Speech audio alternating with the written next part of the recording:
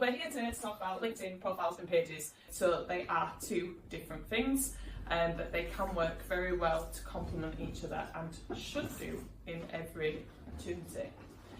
LinkedIn has over 900 million professionals globally, and the platform is not just for job seekers. Originally it was created as more of a recruitment tool, but it has grown and followed the same line as many of the other social media platforms. It's more than just social media. I would say it kind of steps up a level than all the other social media platforms. There is a lot more to it and a lot more that you can do on it in terms of developing your network. Like I said, originally it became more of a job seekers platform, more of a recruiter network. I personally used it when I was in recruitment originally, when it first became a thing, and worked with LinkedIn themselves to actually use it, job seekers for teachers to place into schools. So it was a huge tool that we used back then. In that time, I've seen it grow and develop into more of a network for also developing business opportunities, looking for careers, advertising on there, just generally like networking and being a social media platform as well for presence and brand building. So the difference, profiles. So when we talk about profiles, we're talking about the personal element of it. So these profiles, they focus on the individual, so they're yours, they focus on you or the person who's doing them. They help build a personal brand. So you'll probably all have heard that thrown around. It was quite a big thing these last couple of years about building personal brand. They include elements like a headline, your summary, skills, experience, recommendations. So there's lots of different features to a personal profile that you don't see on a page. Okay. Business pages are focusing on the business. So they are about the business that you are advertising or that you are trying to get out there. You can establish company presence and attract talent. So pages are not just about putting out promotional offers, they're also about attracting staff and employees. And there is a huge focus on that with pages on LinkedIn as well, because remember, it was originally a recruitment platform. So a lot of the focus of LinkedIn still remains in that talent searching arena as well. So using company pages for talent attraction is a really big thing too. They have their own elements like company description, career page integration. Now that is changing slightly. The employee elements are disappearing. What they're going to become, I'm not sure yet. Follower growth is a big thing there, and also lead generation forms as well. So there is actually an opportunity now for you to gather leads through your company pages. Okay, bring these both together and you have what we call the sweet spot in the middle. So if you can work them together, then you can achieve the sweet spot. But how do we do that? You need to make sure first that they are all optimized. So before you start to do any of this, you need to make sure that both your profile and your page are completed correctly, okay? Particularly with your profile, you need to be looking at your profile picture and your headline first. So if you've got a profile picture on there that is a picture of you and your mates at a wedding or something like that, it needs changing, okay? Your profile picture is the first thing that anyone will see when they see you in a feed. So if you comment on someone's post and your picture is off-putting, there is no way they're going to click through to look at your profile. So you really need to think about first impressions, okay? We always say nice head and shoulder. That's enough. No pint glasses, no like pixie kids with you, nothing like that, okay? First impressions. The headline is the hook. So move away from business titles, from just having business manager or whatever. Actually put something in there that's going to speak straight to the person who wants to click on your profile. So talk to them about their challenge. Tell them, you know, I understand, and show them how, okay? What do you actually do? Why should they click on you? Okay? Summary section, the about section, they change the name of it all the time. It basically needs to be optimized, including things like keywords. So don't go keyword mad, but if you know about SEO, search engine optimization, LinkedIn works the same way. So making sure that you've got enough of them words that your ideal customer or ideal client is searching for on LinkedIn so that you appear in there. The key part of this as well is you're not selling your business here in the summary, you're selling yourself. Okay? So sharing your story, why you do what you do, what have you achieved for people like them, talk to them. okay? It's not about so-so company has been established 16 years and I've worked there for 5 of those years and nobody cares about that. So stick to the facts and tell them a story. Take them on a journey of why you do what you do and why it matters to you. Experience and skills, there's a hell of a lot of information in that one section. You can pad out your experience section, you can add examples to it, you can add videos, you can add PDFs, you can add testimonials, skills in there. There's so much more that you can do in there. And contrary to belief, it's not a CV. So don't be afraid to take off something that's irrelevant to what you're doing now, okay? Think about what would, if your ideal audience clicked on your profile and they're looking at your experience, do they care that you worked at TradeX when you were 16? Probably not. So just get it off. Just stick to what's relevant, okay? Get active. So a big part of optimising your profile is actually using it. So actually going on and keeping it up to date, keep asking for those recommendations, keep updating your skills, keep going out and commenting on people's profile, on people's posts. Actually use LinkedIn for what you should be using it for. Make sure that your profile aligns with your company's messaging for a cohesive brand strategy. So making sure if you have brand messaging, which everybody should have, you should know what your key target is. What is the message you are trying to get across, and make sure that there is synergy with your personal profile, that you are talking about the right message. That comes back to that story again. Why do you do what you do?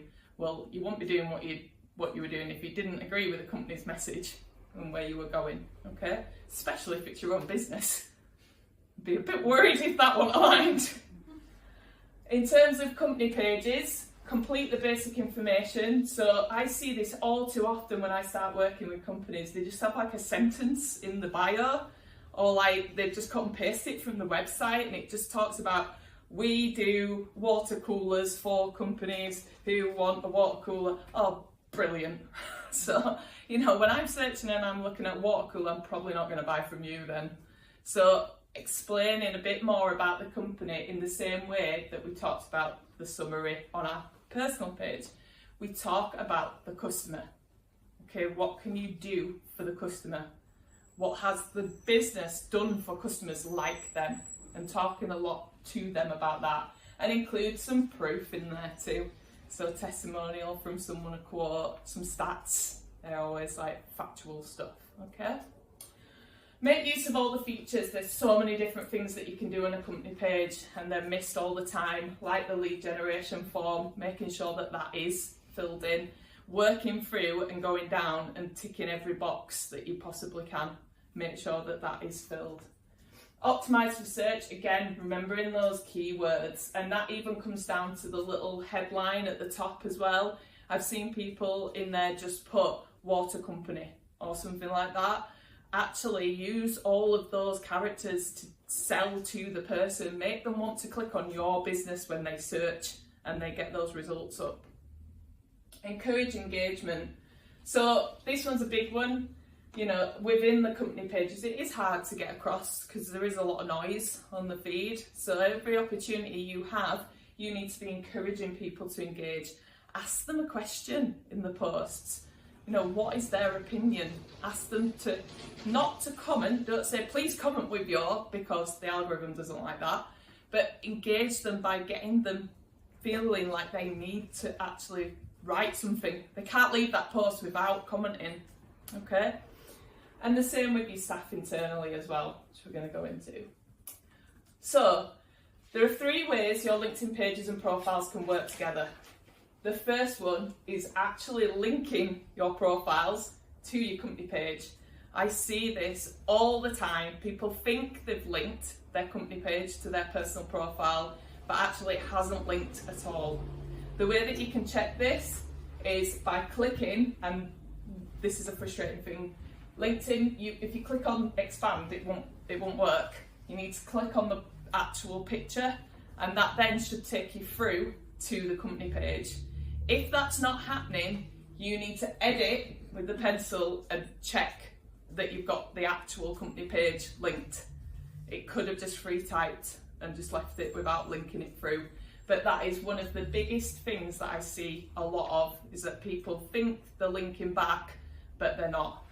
And at every opportunity you actually get to link back to your company page, make sure it's doing it and you're working it, okay? So even within your featured section, make sure that you've got your website on there.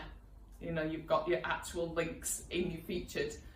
Every opportunity that you can do to make sure on your personal profile that your company's profile is, then make sure that it is.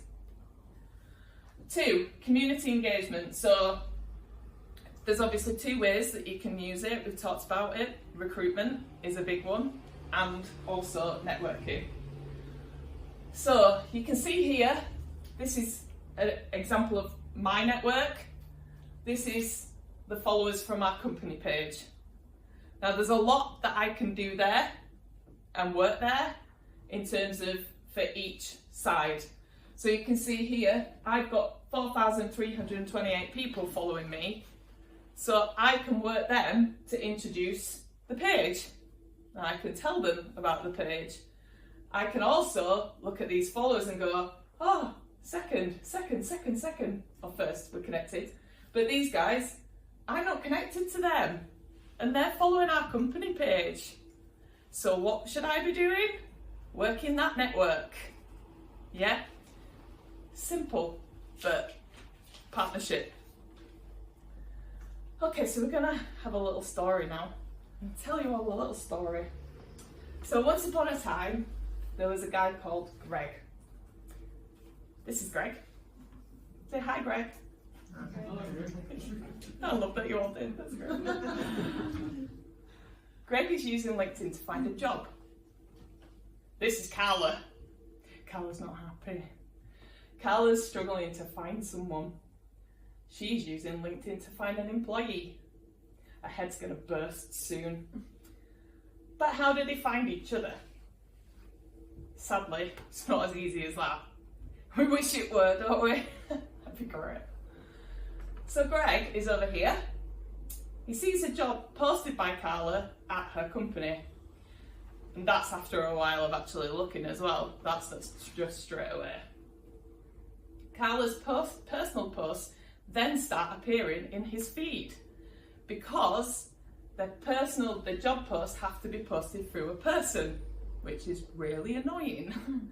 So another way there that your company posts and your personal need to work together, because if you're advertising the roles and you're not active on LinkedIn, then the roles will not go anywhere neither.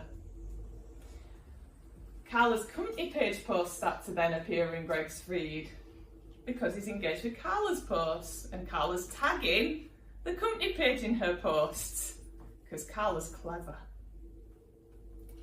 Then Greg visits the company page and sees all the great posts on there about the culture at that place to work. And he's like, yeah, that's the place for me. Look at all those amazing employees talking about how awesome it is to work there.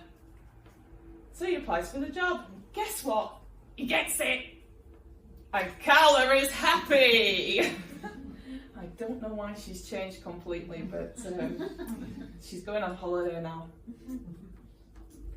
And this works for networking too. So we can switch it up slightly, and we can have Greg becomes Jeff, Carla becomes Claire. Jeff uses search bar to find a business coach, clicks on Claire, Claire's personal post appears in his feed, Claire's company page posts start to appear in Jeff's feed, Jeff visits the company page, Jeff contacts Claire, and so on and so on. You see the synergy here? Finally, employee advocacy. Has anyone heard of employee advocacy?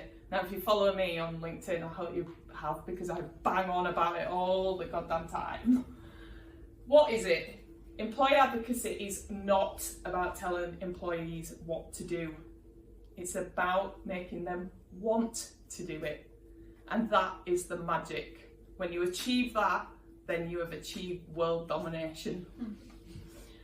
But why does it matter? What's the point? Why do your employees need to be talking about your business? Or why do you need to be talking about your business? Your employees have 10 times more social reach than your brand accounts on LinkedIn.